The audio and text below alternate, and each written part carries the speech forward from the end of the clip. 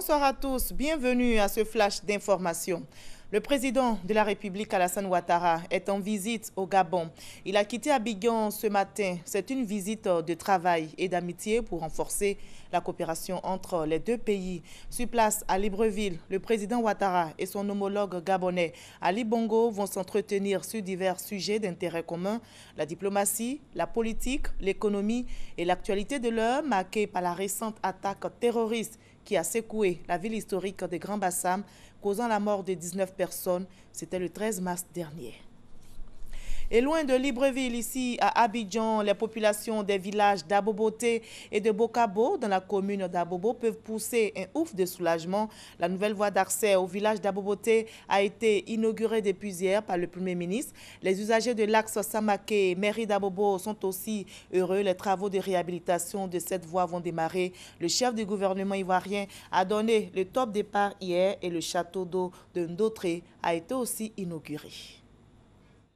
Le village de Ndotré, dans la commune d'Abobo, va disposer dans quelques mois d'un système de canalisation. La commune d'Abobo a des canalisations qui sont vieilles. Et il y a 5 quartiers qui sont nés après les premières canalisations. Donc même si on changeait les vieilles canalisations, ce sont ces parties-là qui auront de l'eau. Il faut faire des extensions compte tenu des nouveaux quartiers. En attendant la fin des travaux de canalisation, le nouveau château d'eau de 5000 m3 et de 35 mètres de haut se dresse fièrement dans le ciel de Ndotré. Sa réalisation a coûté plus de 4 milliards de francs CFA. Cette nouvelle infrastructure va alimenter les communes d'Abobo et d'Anyama. Au dire du Premier ministre Daniel Kablon-Duncan, elle va surtout améliorer les conditions de vie des populations. Avec 9,4 milliards de francs CFA, et c'est une première phase. Il y a 10 autres milliards de francs CFA qui vont venir s'ajouter, de manière à ce que les Abobolais, quel que soit leur positionnement, c'est surtout les femmes, elles puissent avoir de l'eau, qu'on n'ait plus ces spectacles de femmes qui se lèvent à 4 h du matin pour aller chercher de l'eau. Je suis très contente que le château soit dans mon quartier surtout, et je suis contente qu'on inaugure aussi. Mais de là, est venu, on est tout content. On a salué le président de Alassane Ouattara. Dieu va donner vie longue. Selon le chef du gouvernement, un projet d'assainissement estimé à plus de 100 milliards de francs CFA va bientôt être mis en œuvre pour faire de la commune d'Abobo un cadre plus sain et agréable. La Côte d'Ivoire, le Mali, le Burkina Faso et le Sénégal accordent leur violon pour lutter contre le terrorisme. Les ministres de la sécurité de ces 4 pays sont en concertation à Abidjan. Le but de ces rencontres, adopter un plan commun de prévention et de lutte contre le terrorisme qui menace désormais l'Afrique de l'Ouest. On en reparlera ce soir.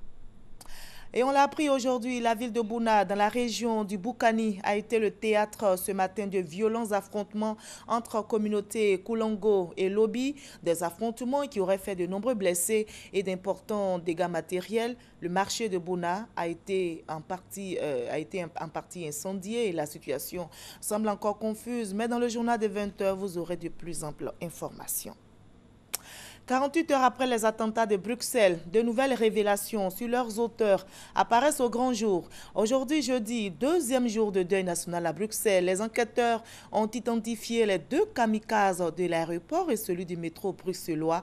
Ces kamikazes sont tous liés aux attentats de Paris. Et justement, concernant les attentats de Paris, Salah Abdeslam, le cerveau présumé de ces attaques, change de cap dans sa défense. Il refuse de collaborer avec les enquêteurs et recuse tout lien avec les attentats bruxellois. Il souhaite désormais rejoindre au plus vite la France, selon son avocat.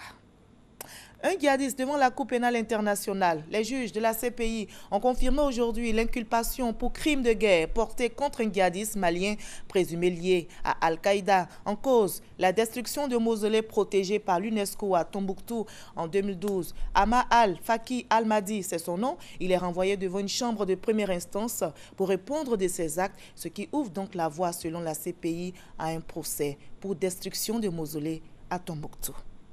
Le tribunal pénal international pour l'ex-Yougoslavie vient de condamner à 40 ans de prison pour génocide l'ancien chef politique des Serbes de Bosnie, Radovan Karadzic. Il est coupable de génocide pour le massacre de Srebrenica. Au total, 10 chefs d'accusation ont été retenus contre lui. L'ex-leader serbe a annoncé qu'il fera appel. L'accusé est détenu, sachez-le, depuis le 21 juillet 2008 et cette période de détention sera déduite de sa peine.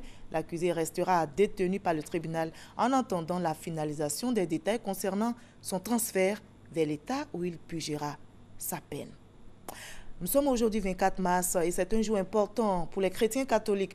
C'est le jeudi saint et on commémore le dernier repas appelé encore Sainte Seine. Ce jeudi saint donc, Jésus a pris et a lavé donc les pieds de ses disciples. À la veille de sa crucifixion, il s'est agenouillé devant chacun de ses 12 disciples, leur témoignant ainsi la tendresse qu'il a pour eux. Ce geste donc du lavement des pieds est repris durant la messe du jeudi saint. Allez, on en reparle ce soir à 20h. Je vous donne rendez-vous pour la grande édition.